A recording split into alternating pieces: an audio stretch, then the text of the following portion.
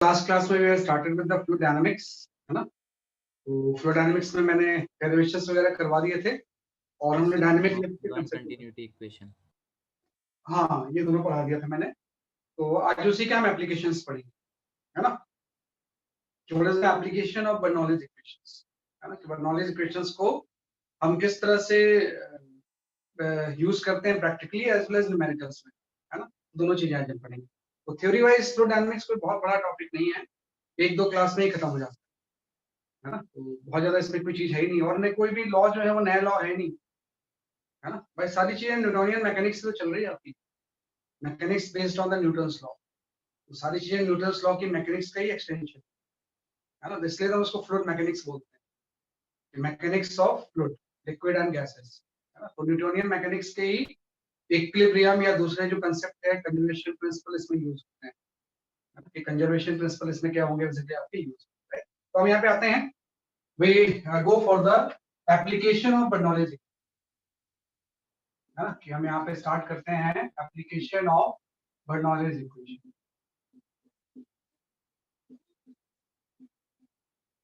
Bernoulli's equation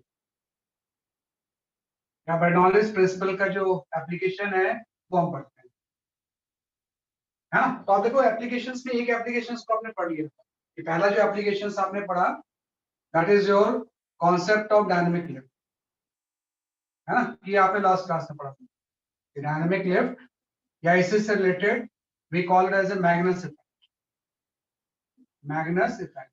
पहला application तो आपने पढ़ लिया कि डायनेमिक लिफ्ट का जो भी कॉन्सेप्ट है वो बर्नौलीज प्रिंसिपल से एक्सप्लेन होता है। दूसरा जो हम यहाँ पे पढ़ेंगे we study the venturi meter, जिसका लास्ट क्लास में मैंने पिक्चर शो की थी, वेंचुरी मीटर। और तीसरा जो चीज हम पढ़ते हैं इसमें we study the speed of reflux, है ना, we study the speed of reflux. ये तीन चीजें हम पढ़ते हैं, है ना। एज एन एप्लीकेशन से एक साइफन ट्यूब भी होता है, ये लो एज ए कोई कंसेप्ट नहीं है बल्कि आपका न्यूमेरिकल्स होता है ना। फोर्थ एक हम यहाँ पे we can talk about the siphon tube, siphon tube, है ना। और ऐसे ही आपका एक हो जाता है फिफ्थ जो होता है that is known as a pitot tube, pitot tube, है ना। तो पांच जगह पे बर्नौलीज प्रिंसिपल को आप क्या करते हो यूज करते हो। तो इसमें जो साइफन ट्यूब या पिटॉट ट्यूब है ये कोई ऐसा कोई चीज नहीं है बल्कि न्यूमेरिकल्स में यूज होता है। तो मेनली आपको जो एप्लीकेशंस पढ़ना है dynamic lift, venturi meter and speed of reflux, है ना। तो वन बाय वन अगर हम डायनेमिक लिफ्ट पढ़ चुके हैं तो we can talk about the venturi meter. भाई वेंचुरी मीटर का बेसिक पर्पस क्या है, what is the basic purpose of the venturi meter, है ना। तो जो वेंचुरी मीटर होता है इससे हम लिक्विड की स्पीड या फ्लो रेट निकालते हैं, है ना। स्पीड भी कैलकुलेट कर सकते हैं और फ्लो रेट भी कैलकुलेट करते हैं। तो वेंचुरी मीटर से basically we measure right speed और flow rate, flow rate of liquid in a pipe, of liquid in pipe. भाई किसी पाइप में जो लिक्विड फ्लो हो रहा है उसका फ्लो रेट क्या होगा या उसकी स्पीड क्या होगी, उसको कैलकुलेट करने के लिए जो apparatus यूज होता है we call it as a venturi meter, है ना। जैसे कि आपके जो वाटर के मीटर्स होते हैं, भाई कितना वाटर आपने कंज्यूम किया है ना, वो वेंचुरी मीटर कंसेप्ट के ऊपर ही बेस्ड होता है ना। इससे हम स्पीड या flow rate of the liquid measure करेंगे तो उसी को हम वेंचुरी मीटर बोलते हैं, है ना। तो हम क्या करते हैं वेंचुरी मीटर का जो शेप होता है कल भी क्लास में मैंने शुरू किया था, इस तरह से आपका क्या होगा कि एक व्हाइट ट्यूब होगी और इसमें एक आपका एक नैरो कॉन्ट्रैक्शन आ जाता है, इस तरह से नैरो कॉन्ट्रैक्शन और फिर से व्हाइट हो जाता है ना। इसी चीज को हम वेंचुरी बोलते हैं, जो आपने कॉन्ट्रैक्शन किया है यहाँ पे क्रॉस सेक्शन में, this phenomena is called as a venturi, है ना। ये किसी कंटीन्यूअस सिस्टम का पार्ट है, ये लिक्विड इसमें यहाँ से आ रहा है ना, और आगे चला गया किसी पाइप में, बीच में आपने ये वेंचुरी ट्यूब लगा, जिसके कि बीच में यहाँ पे क्या है क्रॉस सेक्शन एरिया क्या हो रहा है डिक्रीज है ना। और यहाँ पे एरिया हम ले लेते हैं सपोज A1 है, और जहां पे आपका ये वेंचुरी पोर्शन है यहाँ का एरिया सपोज आपका V2 है ना। और यहाँ से हम यहाँ पे एक मैनोमीटर लगा लेते हैं, इसके स्लाइड होल यहाँ पे आपने यहाँ किया और एक स्लाइड होल यहाँ पे किया और यहाँ पे आपने एक मैनोमीटर कैलकुलेट कर, जो कि प्रेशर डिफरेंस को मेजर करेगा, है ना, कि ये जो मैनोमीटर है किस चीज को मेजर करेगा, जैसे कि आपके प्रेशर डिफरेंस। और मैनोमीटर में ऑफ कोर्स यहाँ पे मरकरी फील्ड होगी, है ना, यहाँ पे क्या फील्ड होगी, जैसे कि आपकी मरकरी, है ना, मरकरी का डेंसिटी हम ले लेते हैं ρm, और यहाँ पे जो लिक्विड फ्लो हो रहा है इसकी डेंसिटी सपोज रो, है ना, सर इसकी जो हम कहाँ की डेंसिटी स्पीड कर रहे हैं फाइंड? इस लिक्विड में ये वाली स्पीड, ये इस पाइप में, मतलब पाइप इसी से क्रॉस सेक्शन का है, वो कहीं से लिक्विड आ रहा है ऐसे और इधर भी आगे जा रहा है, ये सब चीजें कंटिन्यूअस। तो यहाँ पे जो पाइप में जो लिक्विड फ्लो हो रहा है उसकी स्पीड v1 कितनी होगी मुझे बोलता है ना, कि भाई किस स्पीड से लिक्विड यहाँ पे फ्लो हो रहा है। और अगर लिक्विड की स्पीड पता है तो एरिया से मल्टीप्लाई करके फ्लो रेट आ जाएगा।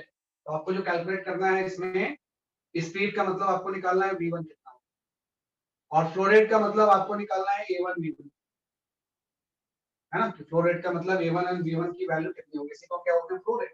जो लिक्विड फ्लो हो रहा है उस किस रेट से फ्लो। तो आपको पता है अगर ये लिक्विड फ्लो नहीं होता तब तो मरकरी का लेवल सेम होता, क्योंकि प्रेशर डिफरेंस कुछ होता ही नहीं। लेकिन आपको पता है जैसे लिक्विड फ्लो होगा आपको पता है प्रेशर में डिफरेंस क्रिएट हो जाएगा, क्योंकि यहाँ पे अगर स्पीड v1 है तो यहाँ पे स्पीड बढ़ जाएगी। पहले आपने पढ़ा भाई v2 की वैल्यू जो होगी वो v1 से क्या होगी, ज्यादा होगी, और अगर स्पीड बढ़ेगी तो प्रेशर ड्रॉप हो जाएगा। तो हम बोलेंगे भाई p2 is less than p1, है ना, मतलब यहाँ का प्रेशर कम होगा और यहाँ का प्रेशर क्या होगा, जैसे कि आपका ज्यादा होगा। इस जगह यहाँ का प्रेशर अगर मैं p1 ले लूं और यहाँ का प्रेशर अगर मैं p2 ले लूं, है ना, तो p2 की वैल्यू कम होगी as compare to the p1, तो ये फ्लो स्पीड यहाँ पे ज्यादा होती है, वहां पे प्रेशर क्या होता है, जैसे कि आपका ड्रॉप होता है। तो जैसे प्रेशर ज्यादा होगा भी ये लिक्विड यहाँ पे इसको कंप्रेस करेगा, तो यहाँ पे जो मर्करी लेवल है प्रेशर की वजह से नीचे चली जाएगी, यहाँ पे आएगी और यहाँ पे राइज हो जाएगी, है ना। तो मर्करी का लेवल अब जो होगा सेम लेवल पे नहीं होगा, बल्कि प्रेशर डिफरेंस की वजह से एक हाइट में डिफरेंस आएगा, और ये हाइट में डिफरेंस हम मेजर कर लेंगे कि इसके प्रेशर डिफरेंस की वजह से जो हाइट में डिफरेंस क्रिएट हुआ है वो h हुआ है ना, h ही प्रेशर डिफरेंस को मेजर करें। तो अगर आपको h पता है ना तो हम v1 या फ्लो रेट कैलकुलेट कर सकते हैं। अगर आपको h पता है तो we can calculate the v1, या हम कैलकुलेट कर सकते हैं जैसे कि आपका फ्लो रेट क्या होगा। जैसे कि कोई h निकालना है भाई, आपने क्या किया कि कोई पाइप में लिक्विड कहीं से आ रहा था, इधर भी आगे जा रहा है, बीच में ये एपरेटस लगा, जिस चीज को हम पाइप के बीच में लगाते हैं यहाँ पे एक कंटिन्यूअस साइन लगता है, यहाँ पे आगे सिस्टम कंटिन्यू, तो बीच में आपने लगा दिया और ये h मेजर कर दिया। और जब h आपको पता होगा तो इसी से हम क्या निकाल सकते हैं, जैसे कि आपके बस आपको दो चीजें यूज करनी है, एक तो कंटिन्यूटी इक्वेशन और दूसरी बर्नौलीज इक्वेशन। तो सबसे पहले हम यहाँ पे यूज करेंगे कंटिन्यूटी इक्वेशन, है ना, कि हम यहाँ पे सबसे पहले जो यूज करेंगे कॉन्सेप्ट, हम यहाँ पे यूज कर देंगे कंटिन्यूटी इक्वेशन, है ना भाई। कंटिन्यूटी इक्वेशन के अकॉर्डिंग सबसे पहले आप उसको यूज करो कंटिन्यूटी इक्वेशन। तो जब कंटिन्यूटी इक्वेशन यूज करेंगे तो हम लिख सकते हैं कि जो a1 इंटू v1 होगा ये आपका हो जाएगा a2 इंटू v2। पहला इक्वेशन तो कंटिन्यूटी आ गया।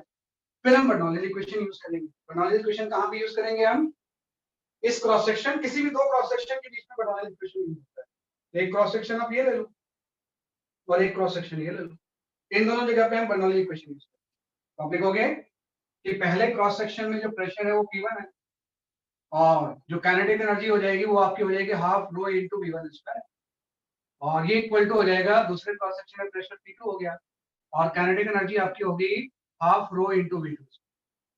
आपने रोजियस नहीं दिया है क्योंकि ग्राउंड लेवल से दोनों की हाइट तो सेम ही है, हाँ, कि दोनों की हाइट क्या है, जैसे कि आपके सेम है तो रोजियस आपने हटा दिया। तो सेकंड इक्वेशन आपकी है अभी, है ना। और आप थोड़ा ध्यान दो P1 एंड P2 को वो हाइट ही तो मेजर कर रहा है। P1 एंड P2 का जो डिफरेंस होगा आपको पता है कि P1 की वैल्यू P2 से ज्यादा होगी, और जो P1 की वैल्यू P2 से ज्यादा होगी तो जो P1 माइनस P2 होगा ये आपका रोजियस हो जाएगा। लेकिन ध्यान रखना यहाँ पे रो जो यूज करना है वो मरकरी का यूज करना है, क्योंकि यहाँ पे जो रोजियस हम ले रहे हैं उसमें लिक्विड नहीं है, लिक्विड की डेंसिटी तो रो है, मरकरी की डेंसिटी हम क्या यूज कर रहे हैं, रो है। तो रो एम जी इंटू एच हो गया, है ना। तो ये आपकी थ्री इक्वेशंस आ गई, और थ्री इक्वेशंस को यूज करके बाकी सारी चीजें एलिमिनेट करके आपको अल्टीमेटली निकालना है कि what is the value of the v1, है ना। ये फ्लो हो रहा है पाइप में लिक्विड का, उसकी स्पीड कितनी है ना, कि आपको जो अल्टीमेटली कैलकुलेट करना है you have to calculate the v1। आप निकाल सकते हो, है ना। एक्सक्यूज मी यहाँ सर, से आप क्या सर करोगे, सेकंड क्वेश्चन में EGH वाली टर्म क्यों नहीं आई? सेकेंड रन में क्यों आएगी? मैंने कल बोला तो बेसिकली आपका कि भाई इसकी हाइट सेम है ना, ये अगर कोई ग्राउंड है तो इसकी जितनी हाइट है ना, उतनी हाइट इसकी है।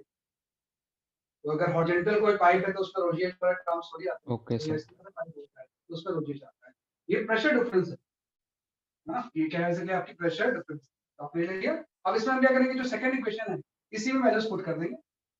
इस सेकंड इक्वेशन में आप पुट कर दोगे यहां से V2 की वैल्यू, और सेकंड इक्वेशन में हम पुट कर देंगे P1 minus P1 minus P2 and V2 की वैल्यू हम सेकंड इक्वेशन में क्या करेंगे, तो सारी चीजें रिलेट हो जाएंगी। आपके पास V1 का फॉर्मूला है, तो जब आप यहाँ से V1 निकालोगे तो V1 की वैल्यू आपकी है ट्वाइस ऑफ रो mgh, क्या पड़ेगा, twice of rho mgh into rho into A1 A2 is by A1 का होल स्क्वायर माइनस 1, ये आपका आंसर है ना। करके देख लेना, यहाँ से V2 की वैल्यू उसमें पुट कर दो इस जगह पे, और P1 माइनस P2 की वैल्यू यहाँ, तो सारी चीजें आपकी समराइज होके फ्लो की स्पीड आ जाएगी। तो यहाँ पे फ्लो स्पीड निकालिए, है ना, कि this is the formula for flow speed. भाई जो फ्लो स्पीड होगी उसकी वैल्यू क्या होगी, जैसे कि आपकी होगी फ्लो स्पीड जब हम निकालेंगे तो उसका फॉर्मूला क्या हो जाएगा, जैसे कि आपका यहाँ। तो अब देखो इसमें सारी चीजें नोन होंगी आपको। भाई A1 तो आप जानते होगे कि क्रॉस सेक्शन कितना है, A2 भी पता होगा, डेंसिटी ऑफ द मर्करी और डेंसिटी ऑफ द लिक्विड भी पता होगा। बस एक चीज रीड करना है आपको कि यहाँ पे प्रेशर डिफरेंस H कितना है, तो उसके लिए यहाँ पे कुछ स्केल लगाओ, उससे H पुट कर देंगे। तो H पुट करेंगे तो पाइप के अंदर किस स्पीड से लिक्विड फ्लो हो रहा है हम एक्सपेरिमेंटली निकाल सकते हैं इंस्ट्रूमेंट से, है ना। वेंचुरीमीटर इंस्ट्रूमेंट से हम फ्लो की स्पीड क्या कर सकते हैं, कैलकुलेट कर सकते हैं। और एक बार फ्लो स्पीड आ गया है तो रेट ऑफ लिक्विड फ्लो आ जाएगा, है ना, कि हम यहाँ से निकाल सकते हैं कि फ्लो रेट क्या होगा, है ना। फ्लो रेट का मतलब जस्ट हम बोल रहे हैं Q, और फ्लो रेट कितना होता है A1 इंटू V1 क्या A2 इंटू V2, बात एक ही है। तो चूंकि आपने V1 निकाला है तो A1 को आप V1 से मल्टीप्लाई कर दो, तो फ्लो रेट का फॉर्मूला आपका है कि कितने क्यूबिक मीटर पर सेकंड लिक्विड फ्लो हो रहा है, बाहर A1 मल्टीप्लाई हो गया, बाकी सारी चीजें सेम। ये आपका 2 रो m GH बाई आपका ये आ गया rho into A2 minus A2 by A1 का होल माइनस 1 आ गया। तो इस तरह से हम कर सकते हैं। तो ये आपका फ्लो रेट है, ये वेंचुरी मीटर का कंसेप्ट है, किस तरह से हम इसको यूज करते हैं।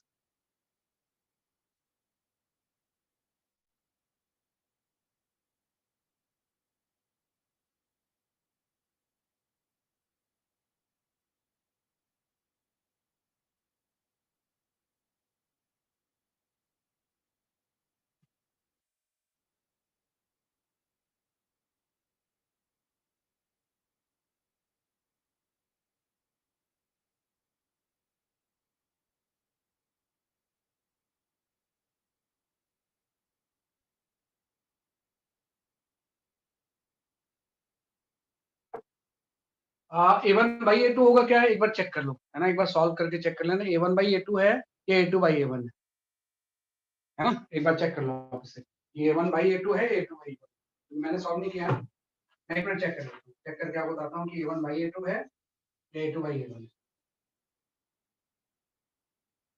ये इवेंचुअली मीटर हम इसमें क्या करेंगे, यूज करेंगे। नहीं ठीक है, सही लिखा है मैंने, इसमें सही दिया हुआ।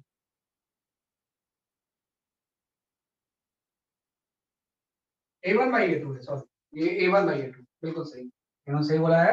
ये एरिया A1 होगा और यहाँ पे A2 होगा, दिस इज A1 बाई, ये उल्टा है, यहाँ A1 होगा यहाँ A2, बिल्कुल सही, है ना। This will be A1 by A2, है ना। A1 is the area of the void section and A2 is the area of the contraction। जहाँ पे कॉन्ट्रैक्शन या वेंचुरी बन रही है वहां का एरिया बेसिकली आपका A2।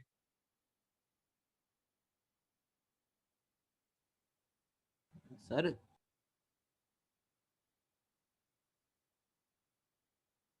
ओके मैं सो कर रहा हूँ, मनस्वी मैं करता हूँ इसके बाद बेटा, आपकी कंसर्न जेन्युइन है, मैं बताता हूँ आपको।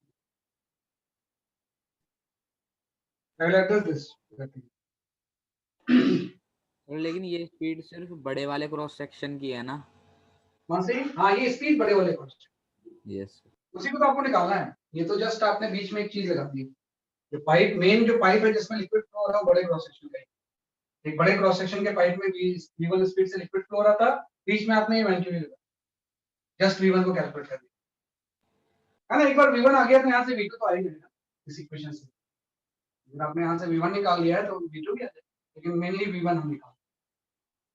और फ्लो रेट तो दोनों जगह पे सेम ही होगी, फ्लो रेट दोनों जगह पे क्या होगी, सेम होगी। तो याद रखना A1/A2 है ना। यहाँ पे जो स्पीड हम ले रहे हैं क्या है आपका A1/A2। Sir, you derived this formula V1 I got disconnected in between. क्या चीज? V1 का formula. वो कैसे निकाला हमने? V1 का फॉर्मूला कुछ नहीं है, आपके पास 3 इक्वेशंस आ गई है ना, कि पहला कंटिन्यूटी और दूसरा बर्नौलीज और प्रेशर डिफरेंस की वैसे ही होगी। तो यहाँ से आपने इस इक्वेशन से P1 - P2 की वैल्यू और यहाँ से V2 की वैल्यू तो सॉल्व करके V1 आ गया। ये जो फ्लो की स्पीड होगी उतनी होगी, और फ्लो स्पीड से एरिया मल्टीप्लाई करेंगे तो फ्लो करेगा, कि फ्लो की स्पीड से एरिया मल्टीप्लाई करेंगे तो रेट ऑफ फ्लो। जस्ट ये दो फॉर्मूला में रहे, इस 3 इक्वेशंस को सॉल्व करें। इन 3 इक्वेशंस को सॉल्व करके हमने इसको कर लिया। क्या कर लिया? पहली जो चीज आपने कर ली that is your Bernoulli's equations को यूज करके सबसे पहले जो चीज हमने पढ़ ली we have studied the venturing, है ना, डायनेमिक लिफ्ट एंड वेंचुरिंग। इसके बाद हम आते हैं तो तीसरी चीज है जो एप्लीकेशंस में आप पढ़ते हो, that is your speed of efflux. We can talk about the speed of efflux, है ना। भाई स्पीड ऑफ इफ्लक्स क्या होगा, है ना, we can talk about the speed of efflux. Speed of efflux, है ना। देखो इफ्लक्स जो एक वर्ड है ना, it's a technical word. Efflux का सिंपल सा मतलब होता है लिक्विड आउटफ्लो। इफ्लक्स का सिंपल सा मतलब होता है लिक्विड आउटफ्लो। जब भी किसी टैंक से लिक्विड आउटफ्लो होता है उसी को हम इफ्लक्स बोलते हैं।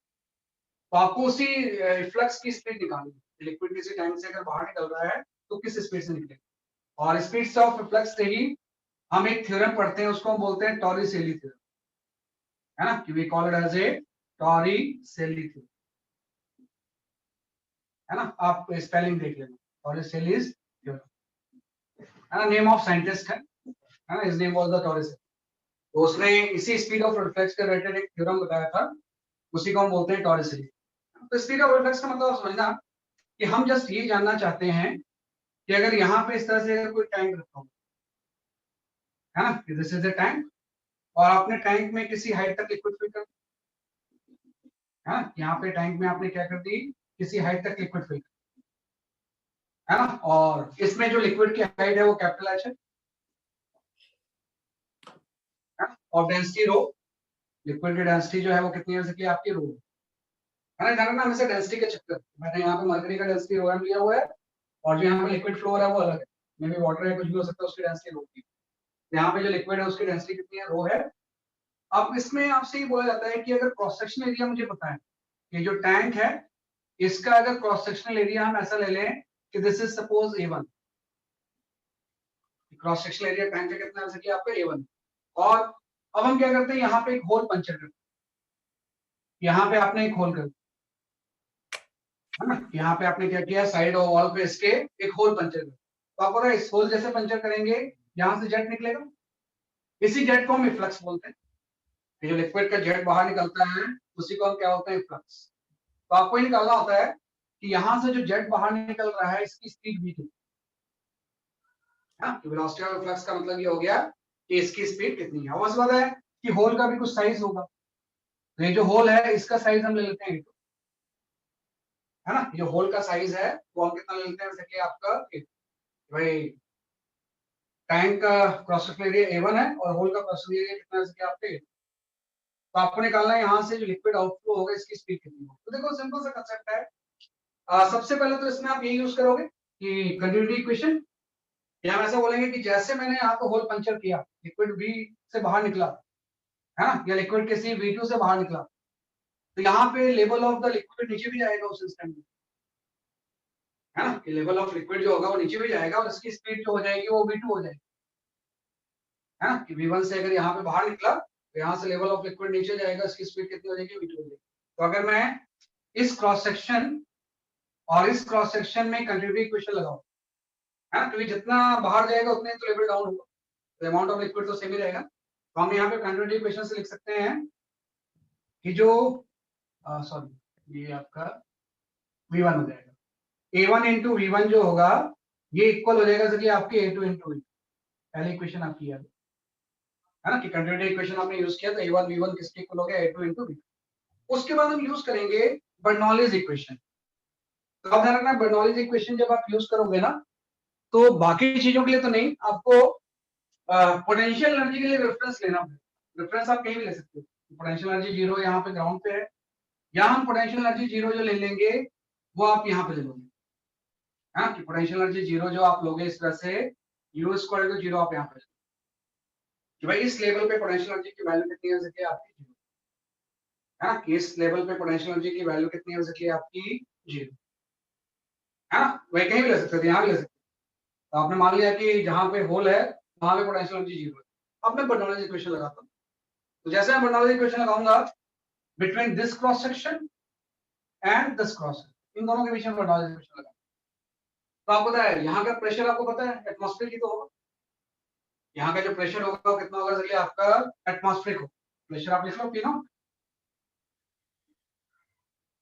है ना, प्लस यहाँ की kinetic energy half rho into V1 square, plus यहाँ की पोटेंशियल एनर्जी रो G इंटू H हो जाएगा। तो इस रेफरेंस के अकॉर्डिंग इसकी हाइट जो है वो रो GH है, तो P0 काइनेटिक एनर्जी और ये रो GH आ गया, ये तो यहाँ पे आ गया। जितना इन तीनों का सम इस जगह पे होगा उतने इस होल पे लोकेशन पे होगा, और होल के जस्ट बाहर लेते हैं, तो आप ध्यान रखना होल के जस्ट बाहर प्रेशर अगेन एटमॉस्फेरिक होगा, इसके सरफेस पे अगर प्रेशर एटमॉस्फेरिक है तो होल के जस्ट बाहर जैसे लिक्विड जेट बाहर निकलेगा V2 से, तो यहाँ भी प्रेशर क्या होगा, एटमॉस्फेरिक, तो यहाँ का प्रेशर जो होगा P0, kinetic energy half rho into V1 square. Small H क्या है?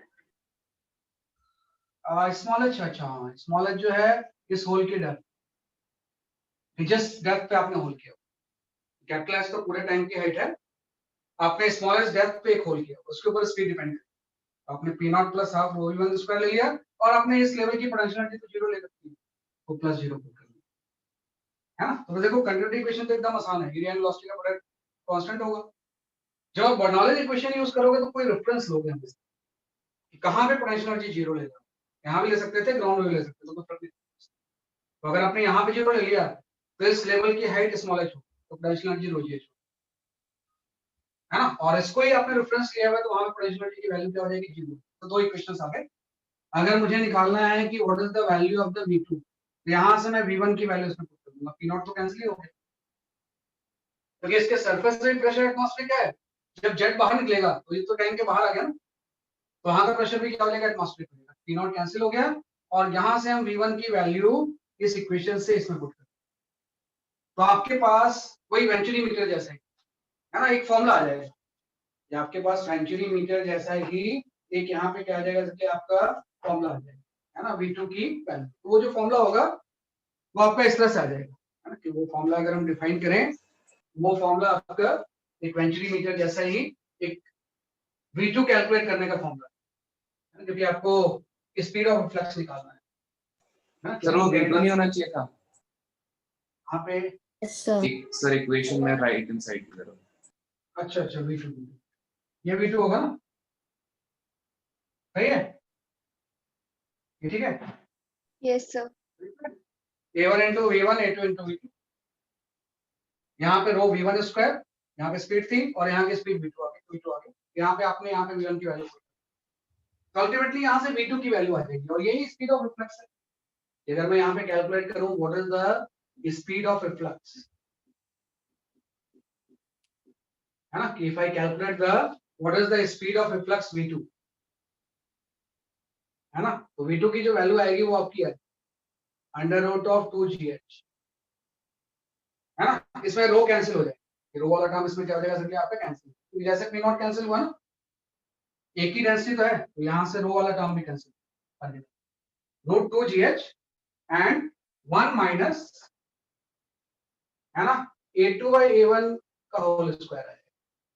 आप चेक करो क्या सही लिख रहा हूँ मैं इसमें, A2 by A1 का होल स्क्वायर। एक बार चेक कर लेना, कई बार फॉर्मूला में सॉल्व करके गलत लिखता हूँ।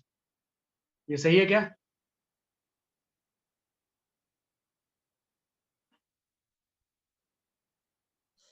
Sir, I think A1 by A2 whole square minus 1. A1 by O2 whole square Whole square minus 1. एक बार चेक करो।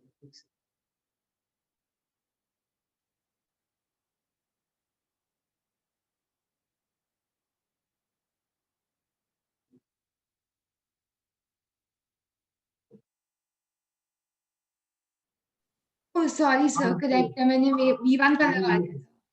ये सही है, ये सही है ना, ये सही है।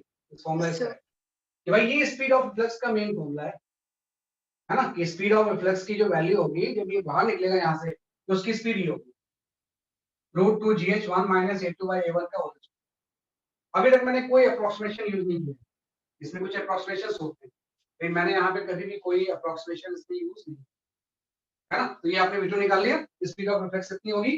अब यहाँ पे एक अप्रोक्सीमेशन होता है कि कई बार हम जो टैंक लेते हैं वो लार्ज लेते हैं और होल जो होता है वो स्मॉल होता है ना, कि if hole is very small,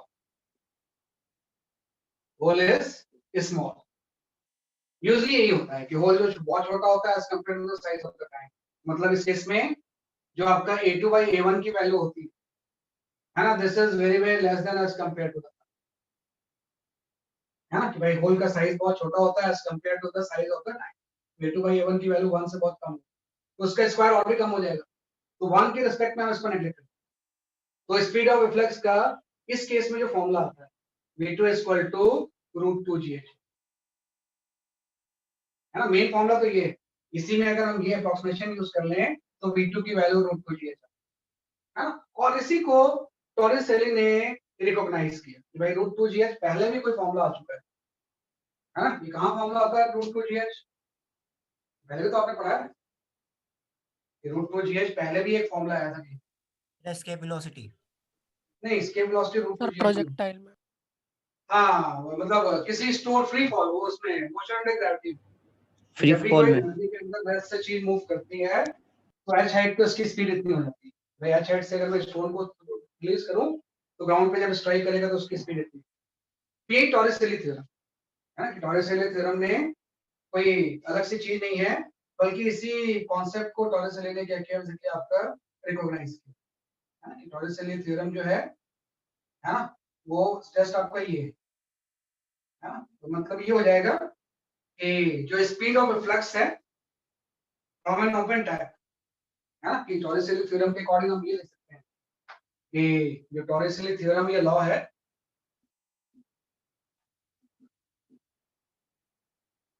ना, तो उसके अकॉर्डिंग हम ये बोल सकते हैं कि speed of reflux from open tank, from an open tank is same as that of freely falling body from same height, freely falling body from same height, है ना। ये आपको हो जाएगा कि स्पीड ऑफ रिफ्लेक्स जो होगा from an open tank is same as that of freely falling body from the same height, है ना। तो जो स्पीड ऑफ रिफ्लेक्स होगा वो फ्रीली फॉलिंग बॉडी जो हाइट गेन करेगी उसके इक्वल √2 है ना। तो ये एक बड़ा इंपॉर्टेंट चीज है, नॉर्मली हम इसी को यूज करते हैं। ये वाला तो मैंने बताया है क्योंकि सीआर जेईई में ये आ गया था, है ना, कि सारे उसमें ये भी ऑप्शन, उसमें ये नहीं बोला गया था कि टैंक होल स्मॉल है, तो स्टूडेंट को आदत होती है इसको टिक करने की। ध्यान रखना मेन फॉर्मूला ये है, इससे अप्रोक्सीमेशन यूज करेंगे तो ये, है ना। तो स्पीड ऑफ रिफ्लेक्स की वैल्यू वैसे हम बोल सकते हैं कि कितना होगा √2 GH, और ये √2 GH निकालने का एक ऑल्टरनेट मेथड भी है, वो भी ये समझना जो न्यूमेरिकल्स में आप उसी को यूज करें। पहले आप इसको लिख लो। एक्सक्यूज मी सर, जो वाटर आएगा इस कट से वो तो मतलब थोड़े प्रेशर के साथ आएगा ना, तो फिर आएगा। उसकी स्पीड फ्री फॉलिंग बॉडी जीतती कैसे? अरे आ रही है यार, फॉर्मूला ड्राइव करके आपको देख रहे हो ना, यहाँ पे निकाल रहे हो, एक आ गया ड्राइव पे 2GH आ रहा है मैथमेटिक्स में तो चीज होती है ना, सब चीज हम मतलब परसेप्शन पे नहीं चल सकते ना। सर रूट टू इसमें- जी एच तो जब ही होगी ना जब हमारा A2/A1 बहुत छोटा होगा। हाँ बिल्कुल बिल्कुल, यूजली वो होता ही कि जो होल हम पियर्स करते हैं ना बहुत स्मॉल ही करते हैं, होल जो पियर्स करते हो बहुत छोटा ही करते हैं यूजुअल ये चीज। उस केस में सर हमारा जो ट्रिकोलिस लॉ है वो जब वैलिड होगा ना। हाँ उसी केस में टॉरसल लॉ इसके लिए वैलिड पूरी, इसके लिए टॉरसल लॉ जो कि यूजुअल केस है। यूजुअल केस में होल का साइज बहुत छोटा होता है, ना भी दिया हो क्वेश्चन में ना, कई बार हम सोचते हैं कि छोटा साइज का ही हो, ये आपका टॉरसल लॉ। ये इस तरह से हम क्या करते हैं डिफाइन करते हैं, है ना, ये हम कर सकते हैं। हाँ इन्होंने सही बोला है कि V1 विल बी 0 दो, बिल्कुल सही है अर्णव, आपका एनएन सही है, उसी वे में आ रहा हूँ, उसी वे में आ रहा हूँ। जो मैंने अल्टरनेट मेथड बोला है ना भाई, एक तो मैंने क्या किया कि मेन फॉर्मूला ड्राइव करके इसको नेगलेक्ट कर दिया, एक इसका दूसरा ही मेथड है जो कि यूजली हम यूज करेंगे, है ना, जो कि आप बता रहे हो भाई क्या होगा ये, है ना कि भाई स्पीड ऑफ फ्लक्स जब आप निकालोगे ना √2GH, है ना, स्पीड ऑफ फ्लक्स जैसे आप यहाँ पे कैलकुलेट करोगे √2GH, है ना, तो यहाँ पे थोड़ा सा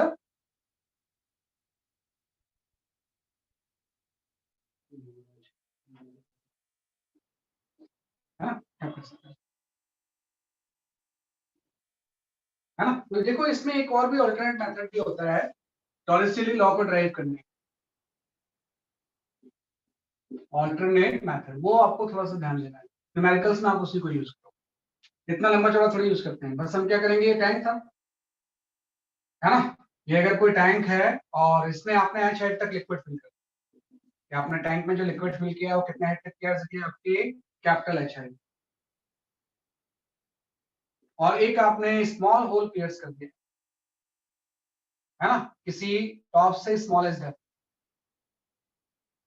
तो जो जेट निकलेगा इसकी स्पीड में निकालना चाहता हूँ, है ना। तो हम ये बोलते हैं ना कि जैसे ही अगर ये स्मॉल होल है, ये हम बात कर रहे हैं स्मॉल होल, ऑल्टरनेटिव मेथड हम हमेशा यूज करेंगे किसके लिए, स्मॉल होल के। तो अगर ये स्मॉल होल है तो यहां से लिक्विड किसी वी से निकलेगा, लेकिन यहाँ पे जो लेवल डाउन होगा ना, इसकी स्पीड अगर कुछ V1 आपने ली थी तो ये ऑलमोस्ट 0, बहुत नेग्लिजिबल स्पीड से नीचे जाएगी। जैसे आप उसमें होल पियर्स करोगे तो यहाँ से तो जेट बाहर निकलेगा किसी स्पीड से, इसका जो लेवल डाउन होगा उसकी स्पीड नेग्लिजिबल, इसकी स्पीड नेग्लिजिबल होगी, मतलब टैंक के अंदर जो लिक्विड है वो रेस्ट करेगा, liquid inside the tank will remain stationary. Liquid inside the tank remain stationary. Remain stationary. भाई टैंक के अंदर जो लिक्विड होगा वो रेस्ट होगा। हाँ टैंक के जैसे बाहर जब बाहर निकलेगा यहाँ पे इसकी स्पीड भी होगी, है ना। अब हम क्या करेंगे ना, इसमें जो यूज करेंगे बर्नौलीज इक्वेशन खाली यूज करेंगे। अब आपको कंटिन्यूटी की जरूरत नहीं है, क्योंकि कंटिन्यूटी का मतलब एरिया से तो होता है, तो स्मॉल होल आ गया, एरिया से तो मेरे को मतलब ही नहीं है। Normally liquid inside the tank is stationary है, we apply Bernoulli's equation. We apply Bernoulli's equation. Equation just inside and outside the tank. Just inside and outside the hole. And outside the hole. इसमें जो Bernoulli's equation हम use करेंगे just inside and outside the hole use करेंगे, हाँ कि भाई just इसके अंदर हम आ जाएंगे यहाँ पे और जस्ट हम इसके बाहर, तो बर्नौलीज इक्वेशन आपको यूज करना है जस्ट अंदर और बाहर, है ना। अब तक तो आप सरफेस और इसके बीच में यूज करते हैं, यहाँ नहीं, जस्ट होल के अंदर और होल के बाहर हम बर्नौलीज इक्वेशन यूज करेंगे। और आपको पता है इनसाइड एंड आउटसाइड जो पॉइंट्स हैं वो तो सेम हाइट पे हैं, तो रो जी एच यूज करने की जरूरत ही नहीं है। आप जस्ट यहाँ पे बर्नौलीज इक्वेशन जो यूज करोगे वो ये यूज करेंगे कि P plus half rho v square equal to क्या हो जाएगा, कांस्टेंट, है ना, कि P plus half rho v square equal to क्या हो जाएगा, कांस्टेंट। तो अगर मैं आपसे बोलूं कि जस्ट यहाँ पे प्रेशर क्या होगा, यहाँ का प्रेशर तो एटमॉस्फेरिक होता है, डेप्थ के साथ प्रेशर बढ़ता है ना, तो इस पॉइंट का प्रेशर जो होगा आप लिखोगे as per the Bernoulli's equation, मैं इधर लिख देता हूं, है ना, कि उस पॉइंट का जो प्रेशर होगा as per the Bernoulli equation जो होगा वो आपका ये हो जाएगा, sorry as per the fluid statics के लॉ से वहां का प्रेशर जो हो जाएगा वो P not plus rho g. ये प्रेशर है ध्यान रखना, ये पोटेंशियल एनर्जी वाला काम नहीं है। मैंने बोला कि जस्ट इसके अंदर अगर हम एक पॉइंट ले लें, है ना, तो सरफेस से प्रेशर P नॉट है तो लिक्विड तो इसके अंदर स्टेशनरी है, तो P नॉट प्लस रो जी यहाँ का प्रेशर प्लस यहाँ पे काइनेटिक एनर्जी क्या होगी, जीरो हो जाएगी, क्योंकि लिक्विड के अंदर जो टैंक के अंदर लिक्विड हो तो स्टेशनरी है, तो प्लस जीरो हो गया। और रोजियस तो आपको लेनी नहीं है क्योंकि सेम लेवल पे है। ये अपने अंदर ले लिया, बाहर ले लेते हैं, तो बाहर में आपको पता है जैसे लिक्विड जैसे बाहर निकलेगा तो प्रेशर तो एटमॉस्फेरिक हो जाएगी और काइनेटिक एनर्जी कितनी हो जाएगी, हाफ रो वी स्क्वायर, है ना। ऑब्वियसली बात है, आपका आ गया स्पीड ऑफ फ्लक्स, इससे P नॉट तो कैंसिल हो गया, यहाँ से रो भी कैंसिल हो गया, तो V की वैल्यू आपके सीधे आ गई, है ना। तो ऐसे भी कर सकते हैं और यूजुअली ऐसे ही करते हैं, न्यूमेरिकल जो सॉल्व करते हैं ना, तो हम जब बर्नौली इक्वेशन अप्लाई करते हैं तो just inside and outside the hole, है ना, just inside and outside the hole क्या करेंगे, इसलिए आपके अपने तो इस तरह से ये आप इसका सर सर इस बैच में सर रिपीटर्स बैच के भी बच्चे हैं? नहीं, कोई रिपीटर बैच के बच्चे नहीं। सर हम सब सर ये A1 और A2 की किसी भी वैल्यूज के लिए ट्रू होगा? नहीं बेटा, जब मैं बोल रहा हूँ कि टॉरसियली लॉ जो वैलिड है वो सिर्फ स्मॉल होल के लिए भी, मैंने ऊपर लिखा हुआ ना, alternate method is valid for small, A1 A2 की कोई वैल्यू नहीं होगी। सर नहीं, पहला वाला मेथड है उसकी बात कर रहा हूँ।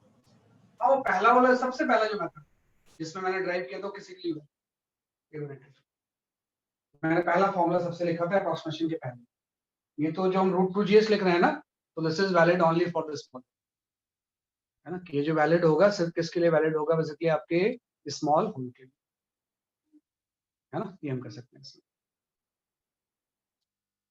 क्या फायदा है ना, इस तरह से कर सकते हैं। अब इसमें कुछ चीजें और भी जाननी होती है।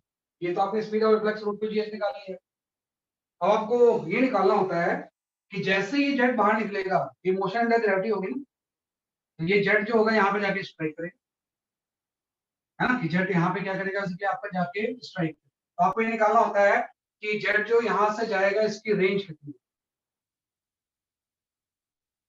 है ना, कि कितना रेंज हो जाएगा। तो रेंज का फॉर्मूला एकदम आसान है भाई, सबसे पहले तो आप टाइम ऑफ फ्लाइट निकालो, तो जब ये बाहर निकलेगा तो इसका टाइम ऑफ फ्लाइट जो होगा 1/2h/g हो जाएगा, तो 2 × h - स्मॉल h बाई क्या हो जाएगा, g हो जाएगा।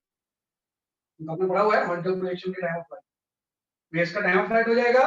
और अगर मैं रेंज निकालूं तो रेंज निकालने का मतलब होता है velocity into time of flight, ये हॉरिजॉन्टल वेलोसिटी को टाइम से मल्टीप्लाई कर देंगे तो हॉरिजॉन्टल रेंज आ जाएगा। तो जो वेलोसिटी है अभी आपने निकाला √2GH है, और जो टाइम ऑफ फ्लाइट है वो कितना है, इसलिए आपका 2 × h - small h by, ultimately इसका जो रेंज हो जाएगा 2 बाहर आ जाएगा, √2 आपका ये आ जाएगा, ये small h × capital H minus, तो ये रेंज आ गया। जहां पे वो जेट जाके स्ट्राइक करेगा उसकी वैल्यू हो जाएगी 2 √2 small h by capital H minus, ये रेंज आ जाएगी। इसमें एक चीज और भी है कि आपसे पूछा जाता है कि कहाँ पे हम होल करें ताकि रेंज मैक्सिमम हो। रेंज निकालने के बाद आपसे बोला जाता है कि होल हम कहाँ पे करें ताकि रेंज मैक्सिमम हो, हाँ। तो आप सिंपल देखो, आपको ये निकालना है कि स्मॉल h की किस वैल्यू के लिए रेंज विल बी मैक्सिमम, तो आप डिफरेंशिएट कर दोगे, इस पूरे टर्म को आप डिफरेंशिएट कर दोगे, जहां पे dr/dh की वैल्यू क्या हो जाएगी, 0, है ना। तो जब dr/dh की वैल्यू 0 करोगे तो मतलब सिर्फ अंदर वाले टर्म को आप डिफरेंशिएट करोगे, क्योंकि कोई चीज अगर मैक्सिमम है तो उसका अंडर रूट में मैक्सिमम ही होगा, है। तो जब हम डिफरेंशिएट करेंगे तो स्मॉल h की वैल्यू, है ना, कि स्मॉल h की वैल्यू आ जाएगी h बाई, जब होल हम सेंटर पे करेंगे तो रेंज की वैल्यू होगी मैक्सिमम, कि भाई मैक्सिमम रेंज के लिए आपको जस्ट सेंटर पे होल करना, अगर आप इसके सेंटर पे होल कर दो h/2 पे, है ना, तो इस केस में मैक्सिमम दूर तक इसकी रेंज मैक्सिमम, है ना। और वो मैक्सिमम रेंज भी निकाल सकते हैं, मैं आपने बोला कि स्मॉल h की वैल्यू जब कैपिटल H/2 होगी तो रेंज मैक्सिमम होगा, और वो मैक्सिमम रेंज होगा कितना उसको निकाल सकते हैं आप, इसी स्मॉल h की वैल्यू को इसमें पुट कर दो, तो जो मैक्सिमम रेंज होगी वो कैपिटल एच के इक्वल है ना, कि जितने टैंक में लिक्विड की हाइट होगी उसी के इक्वल क्या आ जाएगा, जैसे कि आपका मैक्सिमम रेंज। ये इंपॉर्टेंट चीज है भाई। वी तो आपने किसी मेथड से निकाल लिया, टाइम ऑफ फ्लाइट से मल्टीप्लाई करके रेंज आ गया।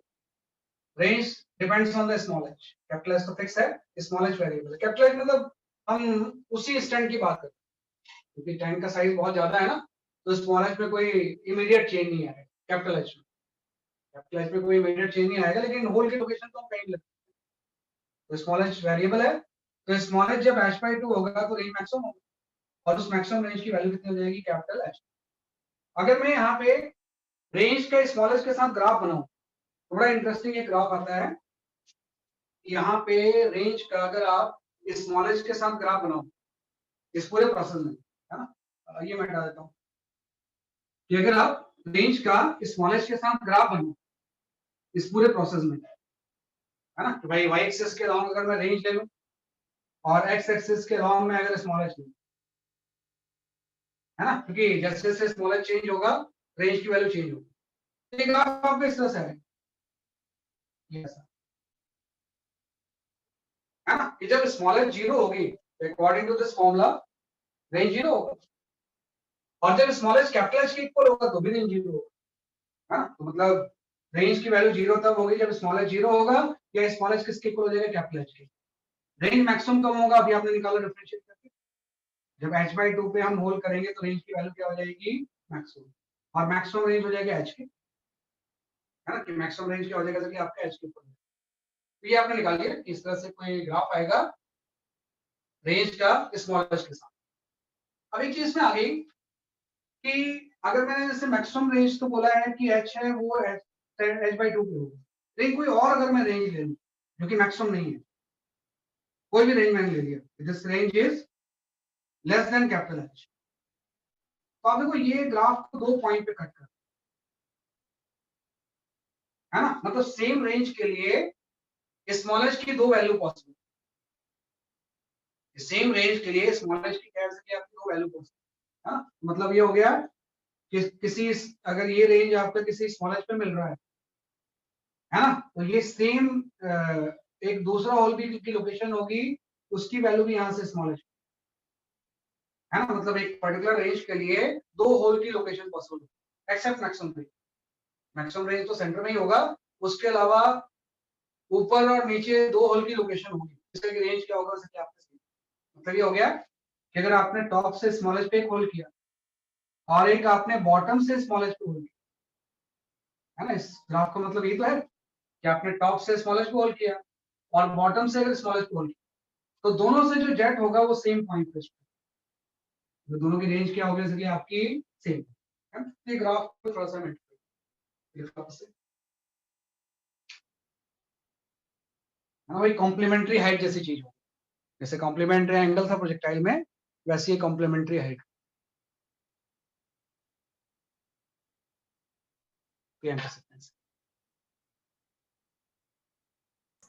सर मैक्सिमम रेंज एच के इक्वल होगा, मैक्सिमम रेंज h के इक्वल होगा, इस फॉर्मूले में पुट करके देखो, अगर स्मॉल h की वैल्यू में h/2 पुट कर दूं यहाँ पे क्या आएगा, आप देखो भाई, स्मॉल h की वैल्यू h/2 होगी तो रेंज मैक्सिमम होगा, स्मॉल h की वैल्यू h/2 पुट कर दो, मैच ही तो आ जाएगा।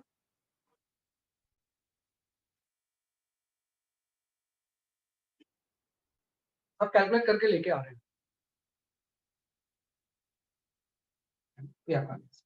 तो ये पूरा पिक्चर है आपकी, पूरी जो है कॉन्सेप्ट इसी में।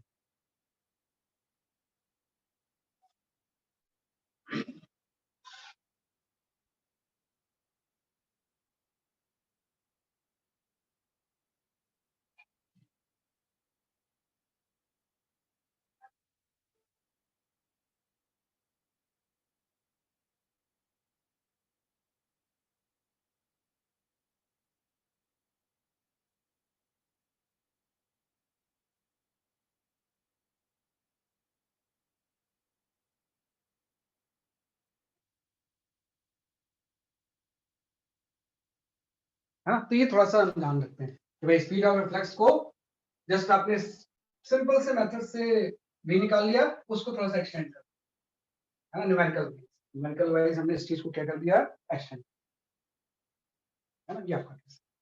अब एक और कंसेप्ट आ जाता है इसके ऊपर, ये तो मैंने एप्लीकेशंस बता दी आपको कि भाई डायनामिक लेफ्ट, दूसरा आपका हो गया मैंटिनीमीटर, और तीसरा हो गया बेसिकली आपका स्पीड ऑफ। बाकी जो दो चीजें हैं वो न्यूमेरिकल जब आएंगे तब उनसे, that is the siphon tube and the siphon tube का फोटो मैंने स्टार्टिंग में बताया, जो पाइप से लिक्विड बाहर निकल रहा था उसी को हम साइफन ट्यूब बोलते हैं, एंड पिटॉट ट्यूब। जैसे कोई न्यूमेरिकल्स उसके रिकॉर्डिंग आएगा तो अपने आप उसको सीख। यहाँ पे एक और चीज कंसेप्ट आता है कि भाई किसी भी टैंक को पूरा खाली होने में टाइम कितना है ना, कि भाई टैंक अगर कोई खाली हो रहा है तो उसको खाली होने में कितना टाइम लगेगा, है ना, ये आपको करना होगा। टैंक अगर किसी टैंक को आप कंप्लीटली एम्प्टी करना चाहते हो तो उस कितने टाइम में खाली हो जाएगा, इसका मतलब सिंपल सा ये हो गया, हम ये कंसेप्ट पढ़ रहे हैं यहाँ पे, time taken by time taken to empty a tank.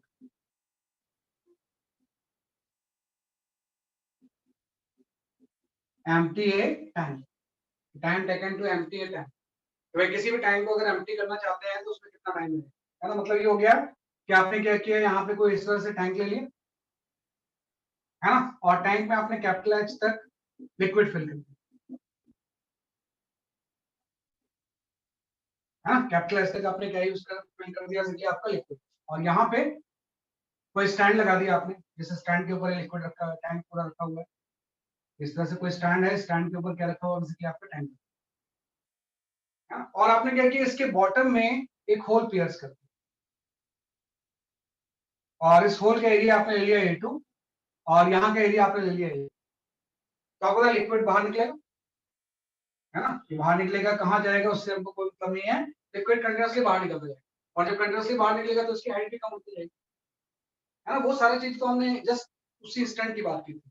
अब इसमें टाइम लगेगा, तो धीरे धीरे जब लिक्विड बाहर निकलेगा तो यहाँ से आपकी लेवल डाउन होगी, तो कितने टाइम में पूरा टैंक खाली होगा, कि एक टाइम के बाद पूरा का पूरा टैंक क्या होगा, आपका खाली होगा, वो कितने टाइम में खाली हो जाएगा ये निकालना होता है। तो उसके लिए सिंपल सा कंसेप्ट है, एक्चुअली में क्या होगा ना, ये v वेरिएबल, ये कोई v फिक्स थोड़ी होगी, जैसे v हम बोल रहे हैं √2gh, √2gh में जिस इंस्टेंट में h हाइट है वो होगा ना, लेकिन जैसे जैसे टैंक में लेवल का लिक्विड डाउन होगा v भी तो चेंज होती रहेगी, इस केस में v क्या होगा, इसलिए आपकी चेंज होती है, वेरिएबल, है ना, तो v अगर वेरिएबल होगी तो फिर इसको इंटीग्रेट करके करता हूं, हम ऐसा मान लेंगे कि किसी इंस्टेंट में पहले तो कैपिटल h हाइट पे था, लिक्विड निकलना बाहर हो गया, किसी इंस्टेंट पे लिक्विड की हाइट जो हो गई वो आपकी यहाँ पे y हो, हाँ भाई पहले कैपिटल एच तक थी, अब हाइट कितनी होगी, y होगी, और जब y हाइट होगी तो यहाँ से जो लिक्विड बाहर निकलेगा इसकी जो स्पीड होगी वो √2g y होगी, है ना, जैसे जैसे y डिक्रीज होगा लिक्विड की फ्लक्स की स्पीड भी क्या होगी, कम, है ना, आपको निकालना है कितने टाइम में पूरा टाइम खाली, तो हम यहाँ पे कंटिन्यूटी इक्वेशन लगाएंगे, कंटिन्यूटी इक्वेशन के अकॉर्डिंग जस्ट हम ये बोलेंगे कि भाई ये किसी रेट से चीज नीचे जा रही होगी, तो हम यहाँ पे जस्ट लिख देंगे कि A1 into minus of dy by dt, समझ गए, A1 इंटू V1, जिस रेट से नीचे जा रहा है उससे y डिक्रीज हो रहा है, माइनस का मतलब है कि y टाइम के साथ क्या हो रहा है, decrease, A1 into V1 equal to A2 into V2 हो जाएगा, A2 इंटू क्या आ गया, इसलिए आपका √2gy, आपने जस्ट ये यूज किया है कंटिन्यूटी इक्वेशन,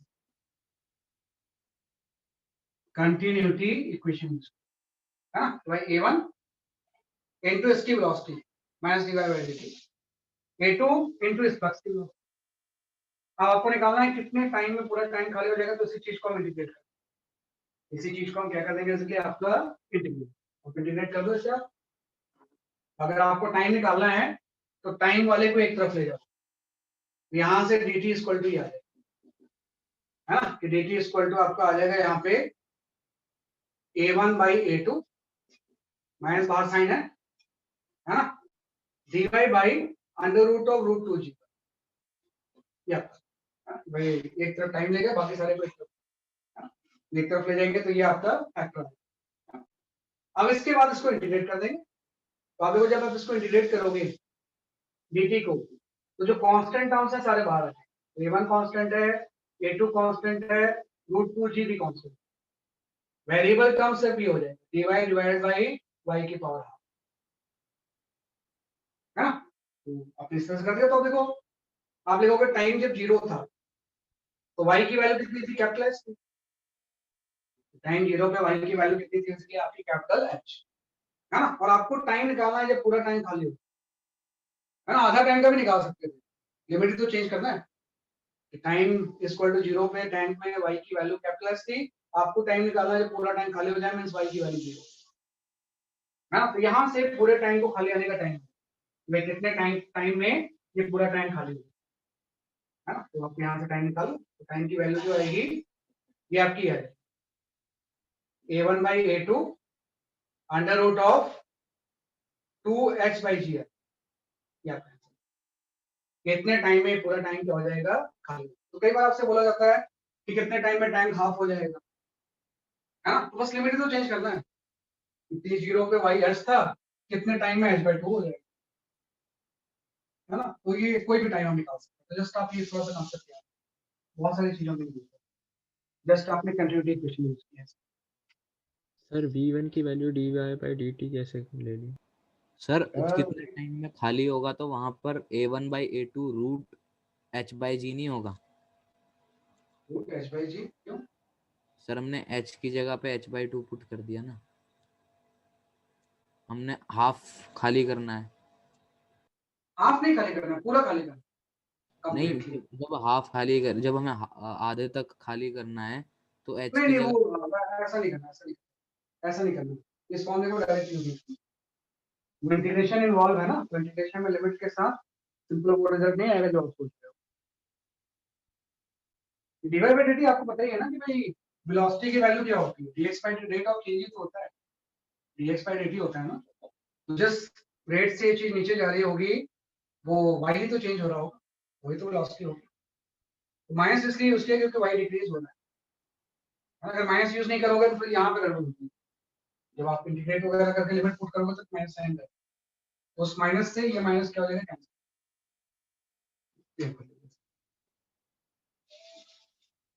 आप इंटीग्रेट करके लिखोगे। अब ध्यान रखना इसमें हम ऐसा नहीं कर सकते कि अगर s से h by 2 होना है तो h by 2 लिख दिया, यहाँ पे लिमिट चेंज करके जो रिजल्ट आएगा वो जो न्यूमेरिकल्स आएंगे वो गेट टू नो, ऐसा नहीं कर सकते इसमें। तो ये आपने इतना टाइम लगता है किसी टाइम को पूरे का पूरा खाली आना, ये भी एक इम्पोर्टेंट चीज।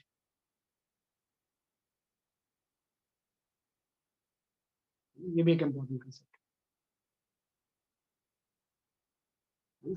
इसके बाद में आते हैं एक और कंसेप्ट इसमें जो डायनामिक्स में आप जानते हो, that is the thrust force acting on the tank due to efflux, है ना। ये चीज जानने के बाद एक और कंसेप्ट हम जानते हैं जो कि न्यूमेरिकल्स में काफी यूज होगा, that is the thrust force,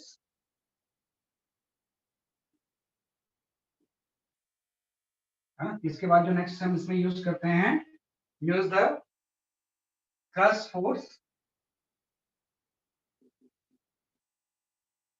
on tank due to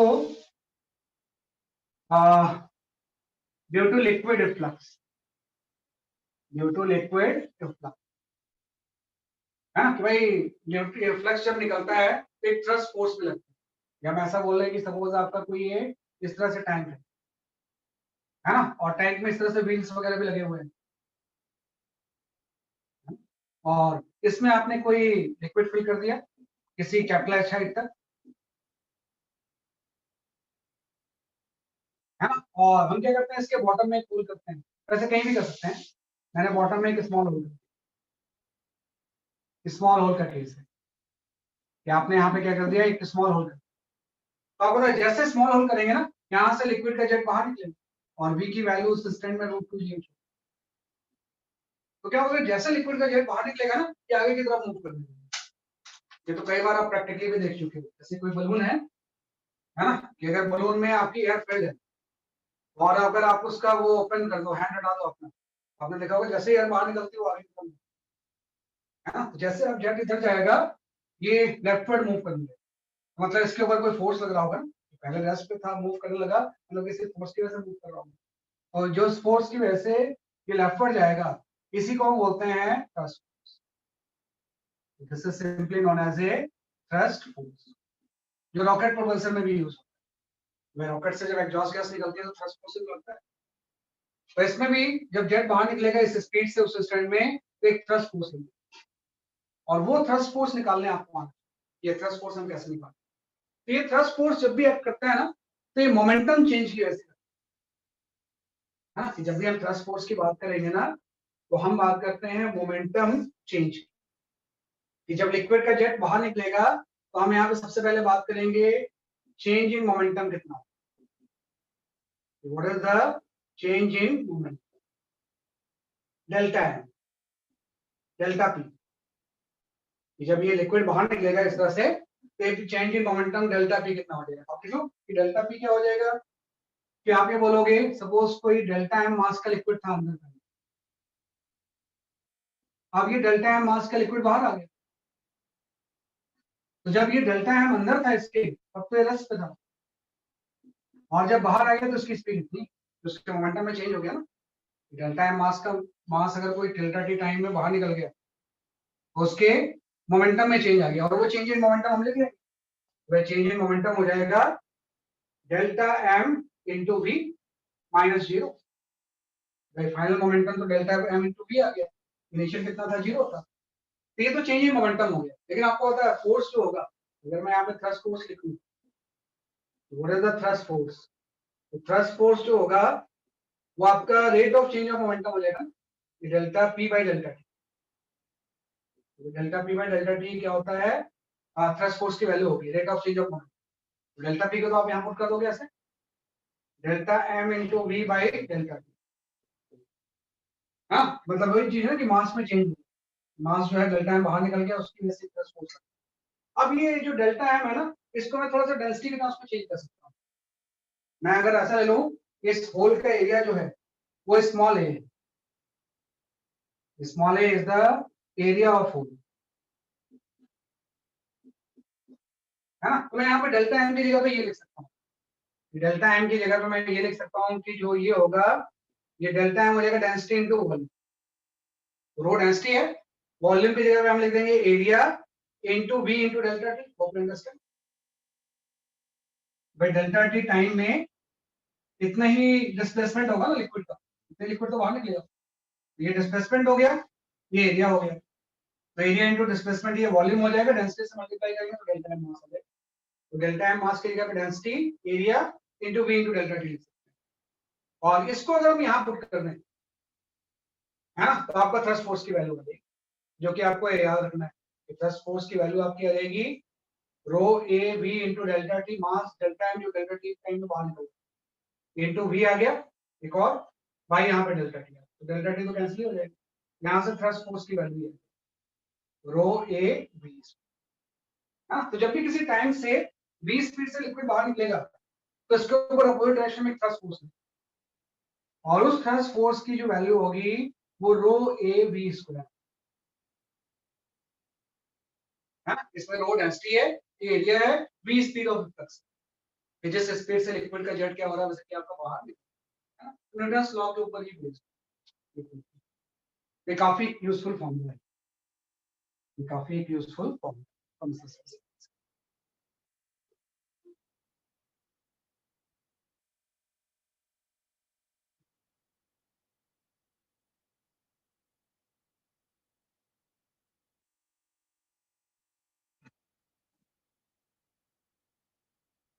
momentum change की वजह से फोर्स लगता है, डेल्टा एम मास का लिक्विड जीरो से वी वेलोसिटी का मोमेंटम चेंज हुआ मींस फोर्स लगेगा।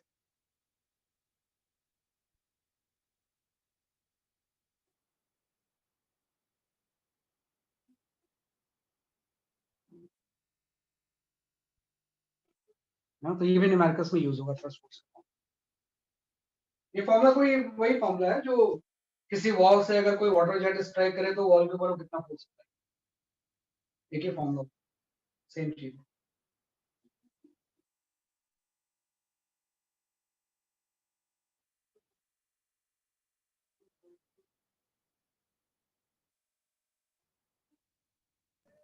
है ना, कि हम कर सकते हैं, राइट। तो I will give the fundamentals based on all this concepts जो कि आज आपने पढ़े, venturi meter, speed of flux, plus force, उसको थोड़ा सा अप्लाई करो, उसको आप थोड़ा सा ट्राई करो।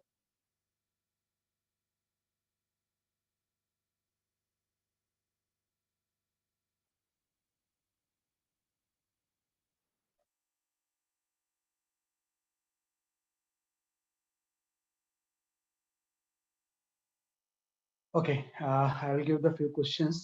तो सबसे पहला क्वेश्चन हम ले सकते हैं इसमें।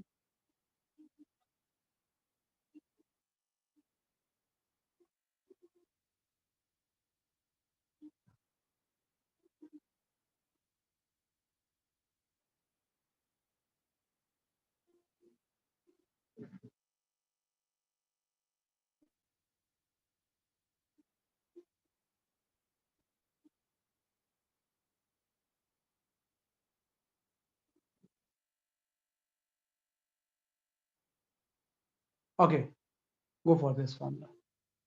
Go for this question.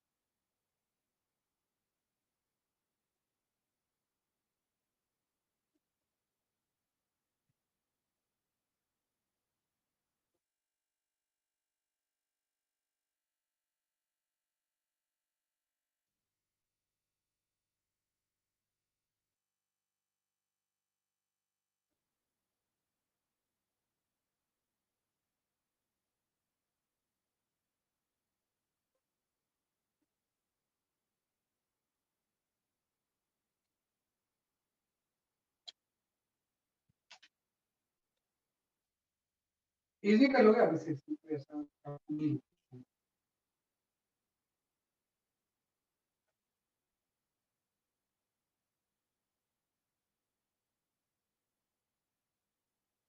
Oh, I have got some answers. हाँ, आंसर सही है आपका। भव्य और answer is correct. Aditya, Piyush Jha and Ramesh, आप सबका आंसर सही है।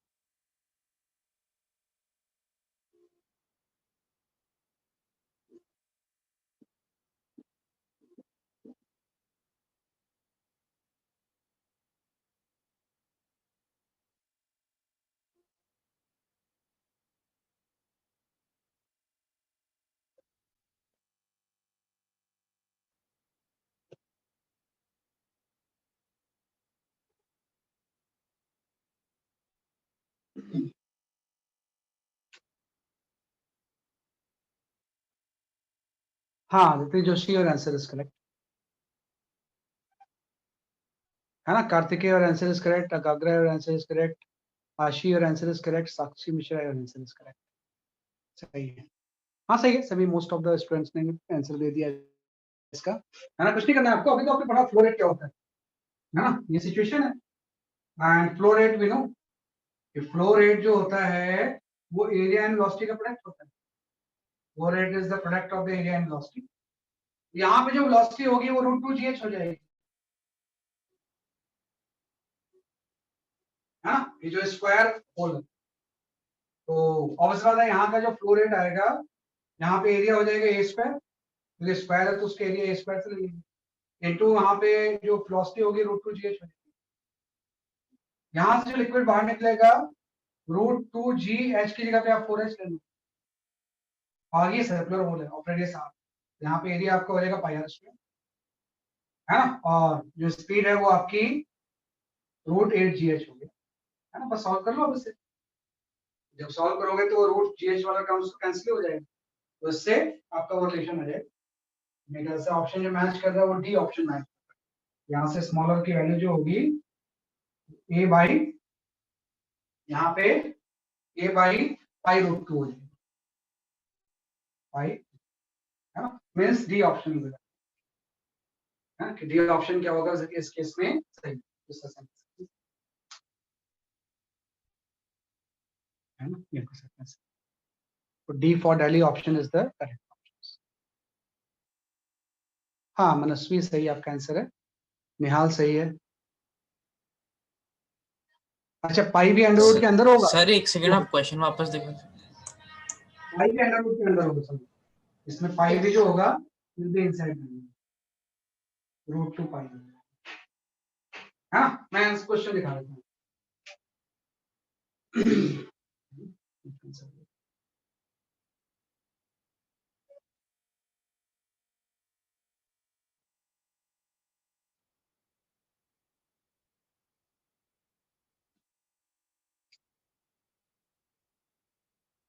ये क्वेश्चन था,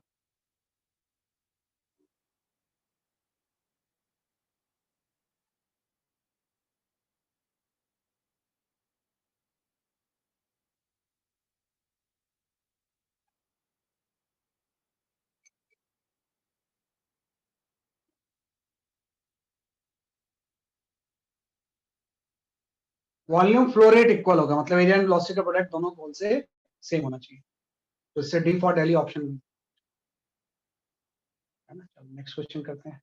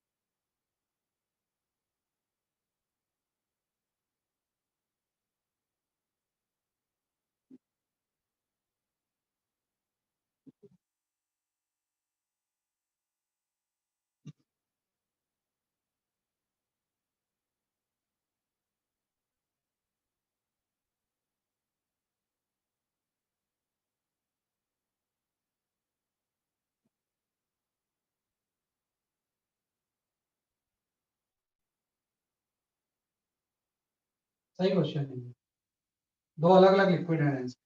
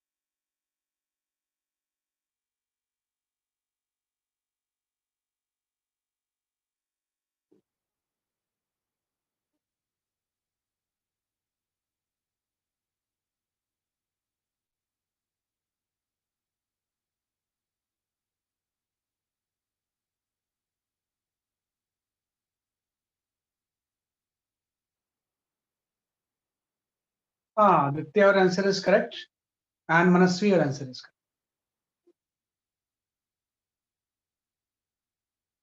मनस्वी, आप थोड़ा सा मैसेज कर देना मुझे एक बार जरा, है ना, क्योंकि इसकी चैट तो फिर मैं देख नहीं पाऊंगा ना, तो जस्ट व्हाट्सएप कर देना मुझे,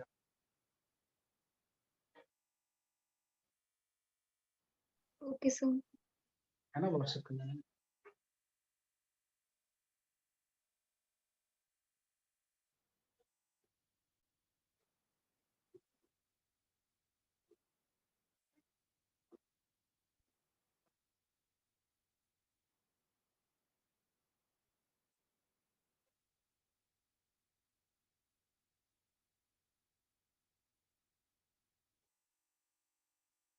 सुहाना सही है, रमेश सही है.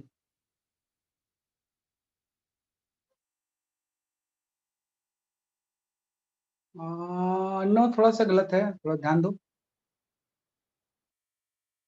Kartik, your answer is correct.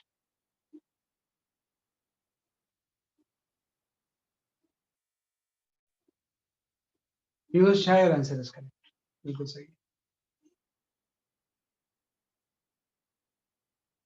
आशीष सही है आपका आंसर. विवेक सही है आपका आंसर.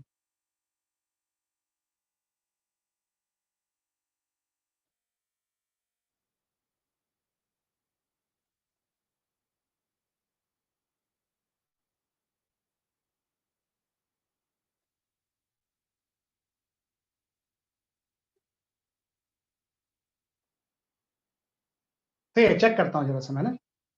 कई बार इसमें क्या होता है ना, गलत भी करोगे तो ऑप्शन मैच कर जाता है ना. तो Sakshi Mishra, your answer is correct. थोड़ा सा गलत कोई कंसेप्ट भी यूज करते हैं तो मैच कर देता है. वानी, योर आंसर इज सही. Okay, I will explain this question.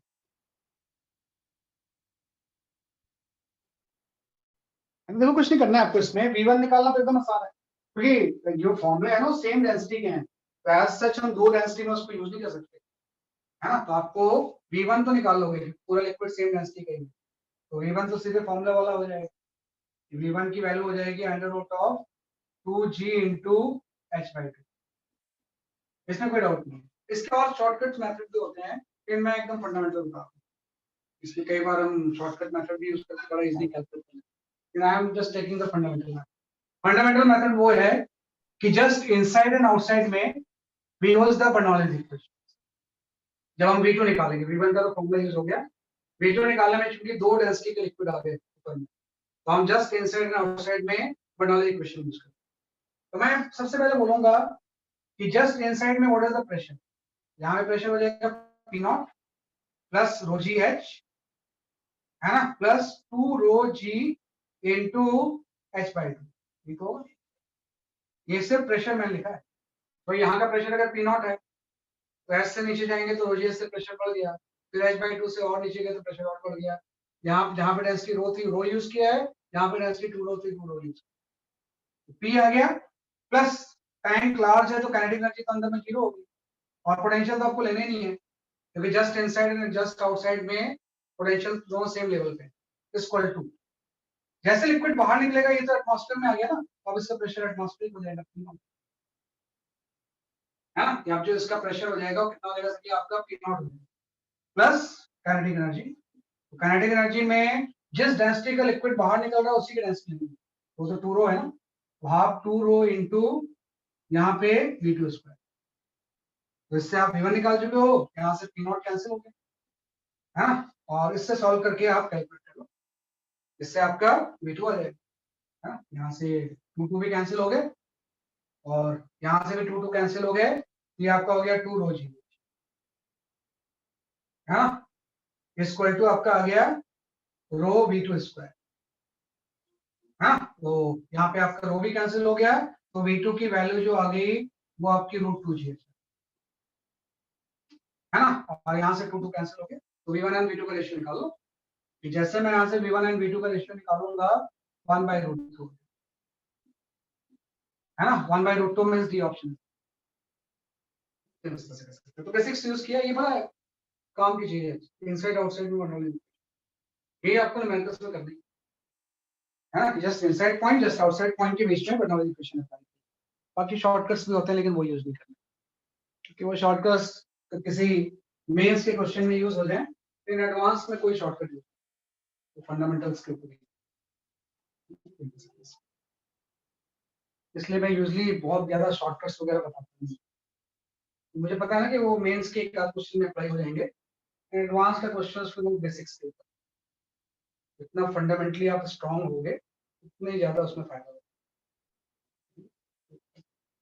That's all for today, आज के लिए हमने फ्लूइड डायनामिक्स की थ्योरी खत्म कर ली, तो Thursday class will be the questions practice and doubts, है ना, ये जो थर्सडे क्लास होगी उसमें जो भी अभी तक हमने फ्लूइड में पढ़ा है उसके क्वेश्चंस की हम प्रैक्टिस, प्लस जो आपके डाउट्स होंगे वो आएंगे, कोई नया टॉपिक नहीं होगा, नया topic surface tension will start on basically Saturday को स्टार्ट, थोड़ा सा पेस भी कम रख रहा हूँ मैं, 8 ट्रैक्स चल रहे हैं, बहुत ज्यादा तेज में नहीं जाना, और जरूरत भी नहीं है, कोई ऐसी रिक्वायरमेंट नहीं।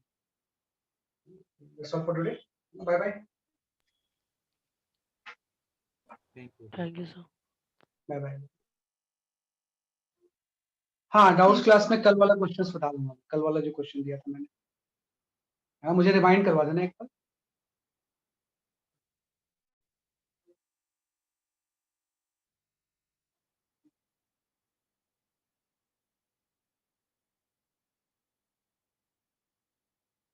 हाँ, भव्या जैना आपका सही है, आपका आंसर बाद वाला सही है।